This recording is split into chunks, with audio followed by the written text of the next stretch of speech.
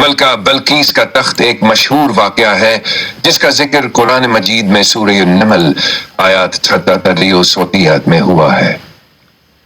یہ واقعہ حضرت سلیمان علیہ السلام کے عظیم معجزات میں سے ایک ہے اور ان کی حکمت، علم اور اللہ تعالی کی قدرت کا مظہر ہے۔ واقعہ کا خلاصہ: حضرت سلیمان علیہ السلام کو اللہ تعالی نے جنات، انسانوں اور پرندوں پر حکمرانی عطا کی تھی۔ جب حضرت سلیمان علیہ السلام کو ملک بلقیس کے بارے میں خبر ملی، اتوانہوں نے اسے دعوت دے کہ وہ اللہ وحدہ لا شریک کی عبادت کرے۔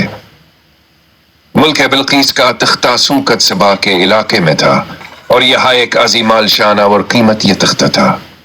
حضرت سلیمان علیہ السلام نے اپنی مجلس میں کہا، تم میں سے کون ہے جو میرے پاس بلقیس کا تخت لے آئے اس سے پہلے کہ وہ میرے پاس اطاعت گزار بن کر آئیں؟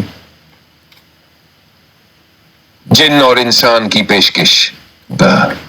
ایک قوی جن نے کہا، میں آپ کے پاس وہ تخت لے آؤں گا اس سے پہلے کہ آپ اپنی مجلس سے اٹھیں۔ 2. حضرت سلیمان علیہ السلام کے دربار میں ایک عالم شخص جس کے پاس اللہ کی طرف سے علم تھا نے کہا، میں آپ کے پاس وہ تخت پلک جھپکنے سے پہلے لے آؤں گا۔ تخت کی منتقلی۔ اللہ کے حکم سے وہ تخت پلک جھپکنے کی دیر میں حضرت سلیمان علیہ السلام کے سامنے حاضر کر دیا گیا۔ یہ اللہ کی قدرت اور حضرت سلیمان علیہ السلام کے علم کا ایک عظیم نمونہ تھا۔